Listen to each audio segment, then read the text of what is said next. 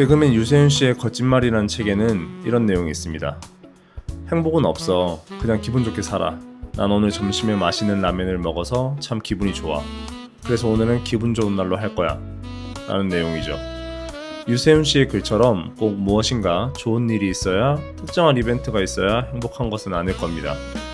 이 팟캐스트를 듣고 있는 지금 가장 행복하고 재밌었던 하루라고 생각해보면 어떨까요? 물이 빛나는 밤 남기웅입니다.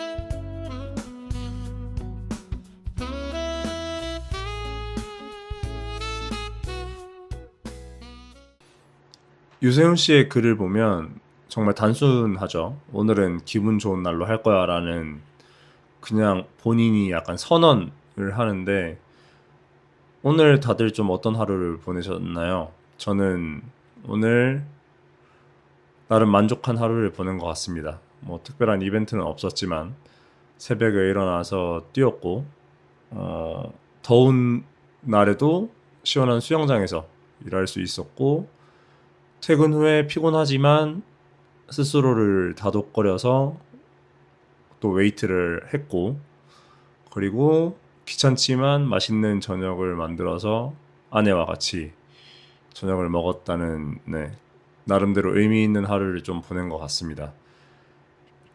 예전에 운동할 때는 하루하루가 뭐 의미가 있었냐 하면, 훈련이 잘 된 날은 의미가 있었던 것 같아요. 예를 들면 원하는 목표한 기록이나 생각보다 훈련이 잘 됐다고 느낌이 온 날은 되게 그 하루를 뭔가 충실하게 보낸 것 같은 느낌이죠. 그리고 행복은 대회 때 성적이 잘 나왔을 때 그게 행복이라고 좀 생각했던 편이었던 것 같아요. 하루를 그 대회 날만 보고 항상 보내왔기 때문에 특정 뭐 전국체전이라든지 아니면 무슨 선발전이 있을 때 그 날을 위해서 일상을 희생을 했던 거죠. 어릴 때부터 좀 그래왔던 경향이 있어서 운동을 그만둘 때쯤에는 그렇게 살지 말아야겠다라고 생각하고 다짐을 했었습니다. 되게 제가 좀 많이 시니컬하고 부정적이었어요. 네. 그 뭔가 하루하루를 좀 치열하게 계속 살고 계속 스스로와 타협 없이 살려다 보니까 좀 그렇게 된 것 같은데, 지금은 정반대로 살려고 노력하고 있습니다. 나름대로 좀 잘 되고 있는 것 같고, 이 똑같은 일상 속에서 뭔가 의미를 찾는 것 같고, 꼭 의미가 없어도 뭐 상관 있겠습니까? 뭐 그냥 하루가 그냥 흘러가는 것조차 행복한 거니까, 감사한 거니까 말이죠. 제가 예전에 영어 수업을 들을 때 이제 그 강사님께서 해주신 말씀이 기억에 남는 게 있어요. 외국 애들은 I'm happy 뭐 이런 걸 되게 자주 쓴대요. 그러니까 난 행복해. 그러니까 happy라는 단어를 되게 자주 쓰는데, 자기도 영어를 가르치는 입장이고 한국인이지만 한국 사람들은 행복하다라는 말을 잘 안 쓴다고 하더라고요. 뭐 생각해보면 그렇죠. 뭐 좋아 정도죠. 좋아. 정말 뭔가 뜻깊은 일이 있을 때, 와, 난 정말 행운아야, 행복해, 이 정도 쓰는 것 같은데, 그 단어에서 오는 그 기분 변화가 있다고 생각을 하거든요. 그 단어가 주는 강렬한 그 느낌이라고 해야 되나? 단어가 당장 떠오르진 않는데, 예를 들어서 뭐 부정적인 단어를 보면 되게 사람이 뭔가 갑자기 기분이 안 좋아지는 것 같고 그렇듯이, 그 얘기를 듣고 나서 저는 스스로 이렇게 뭔가 혼자 행복하다라고 반복해서 말하려고 노력하는 편이에요.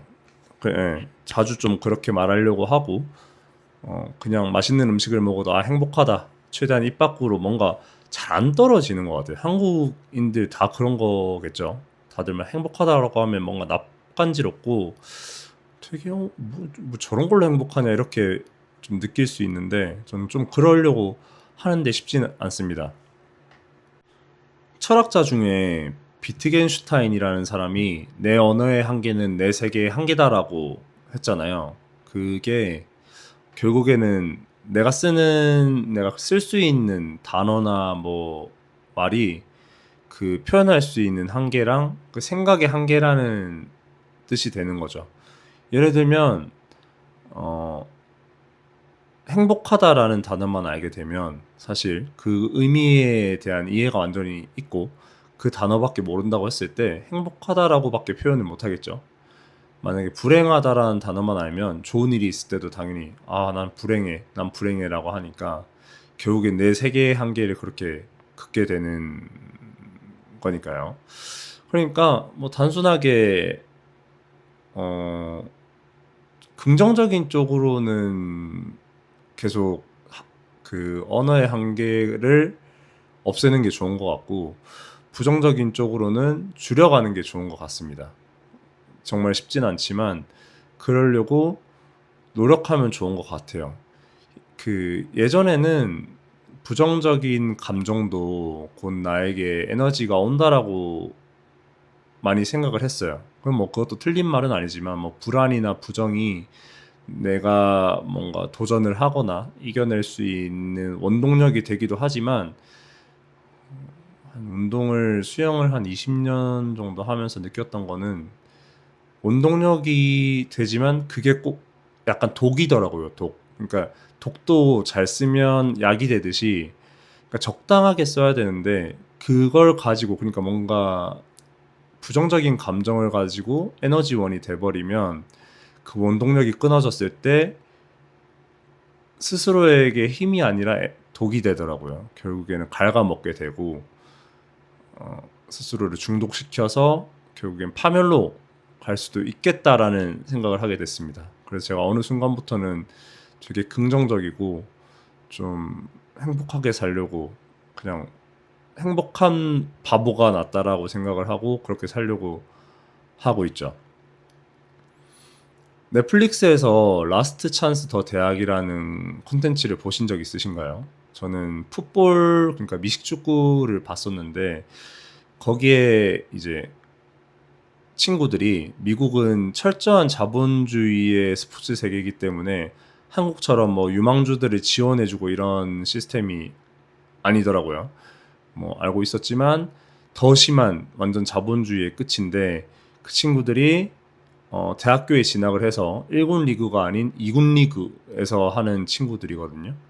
근데 그 미국 그런 자유로운 약간 문화에 대한 게 있잖아요. 그러다 보니까 한 20살인데 아이가 있고 아이 두 명이 있고 막 아이를 키우고 있고 장학금을 무조건 받아서 생활해야 되는 친구가 있고 프로리그에 무조건 진출해야 되는 이유가 있고 그리고 그냥 막 윙스탑이라고 미국의 프랜차이즈 이제 치킨집인데 거기서 밤새 일하고 자기 차에서 잔 후에 대학교 수업을 듣고 훈련에 나왔다가 그 삶을 반복하는 그런 친구도 나옵니다. 실제 다큐멘터리이기 때문에 그 친구가 나중에는 하와이에 있는 대학교에 가서 뭐 좀 어느 정도 풀리는 내용이 나오긴 하거든요.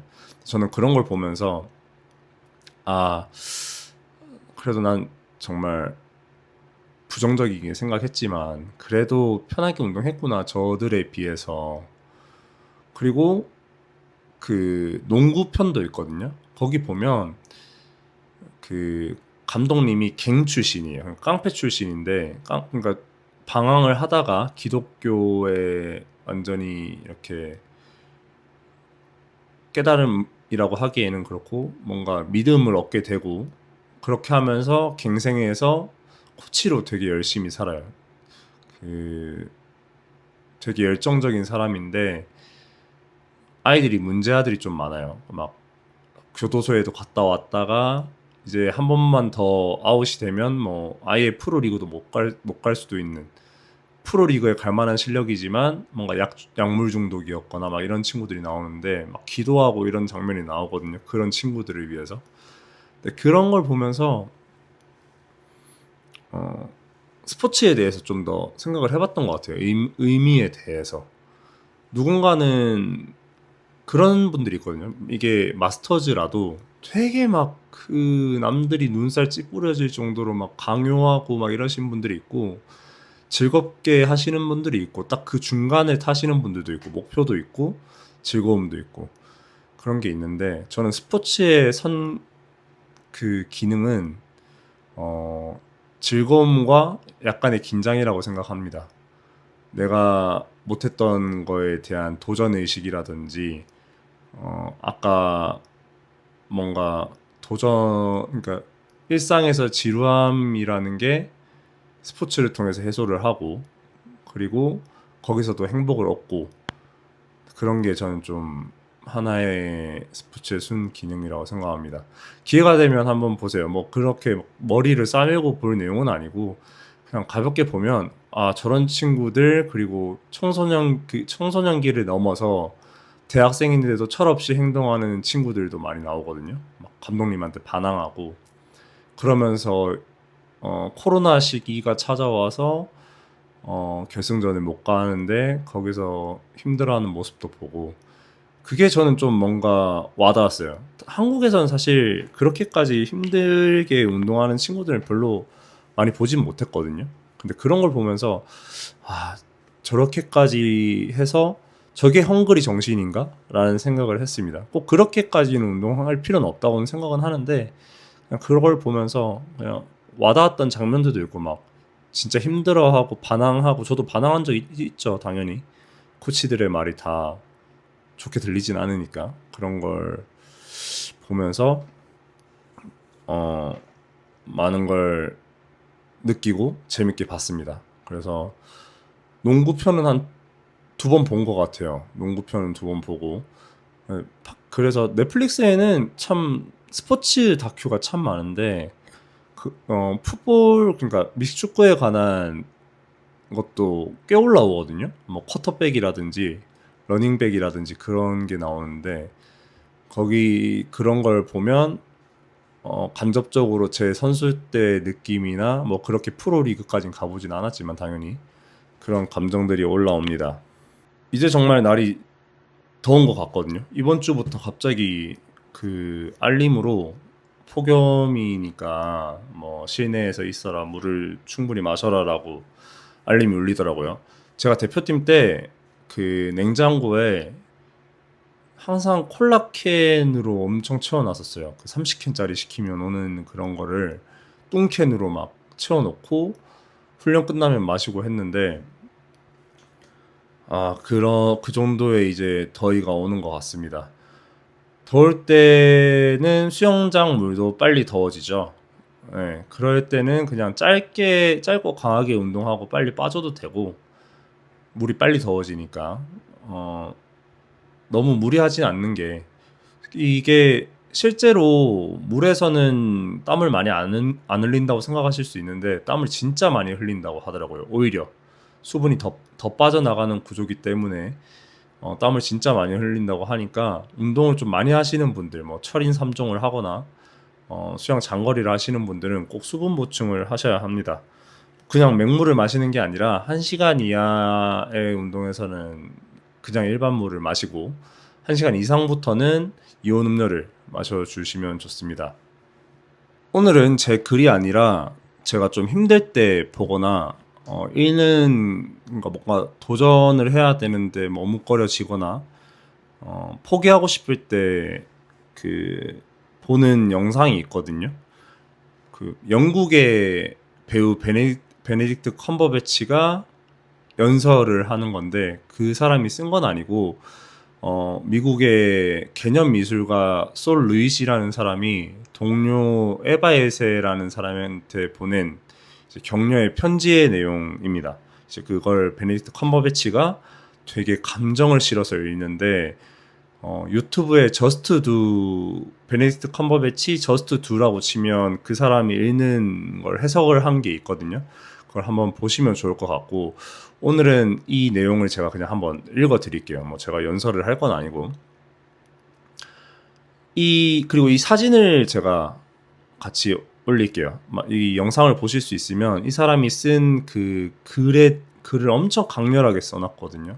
정말 미술가가 쓴 편지지도 뭔가 예술 작품처럼 보입니다. 한번 읽어볼게요.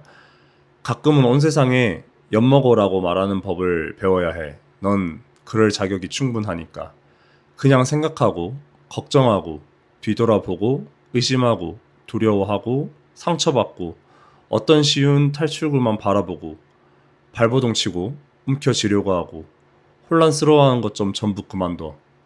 근질거리고, 긁어대고, 중얼거리고, 어설프게 굴고, 투덜대고, 주눅들고, 비틀거리고, 감각이 마비되고, 횡설수설하고, 도박을 걸고, 굴러떨어지고, 비틀거리고, 허둥대고, 얽매이고, 걸려 넘어지고, 불평하고, 앓는 소리하고, 신음하고, 나를 세우고, 고를 싸매고, 말도 안 되는 소리하고, 꼬투리 잡고, 트집 잡고, 찔끔거리고, 참견하고, 찡그린 얼굴을 하고, 눈치 보고, 손가락질하고, 골목길을 몰래 기어다니고, 오래 기다리고, 쟁걸음을 걷고, 째려보고, 등을 긁어주고, 뒤지고, 씻어내고, 더럽히고, 너 자신을 갉아놓고, 갈아놓고, 또 갈아넣는 짓거리 좀 제발 멈추고 그냥 해.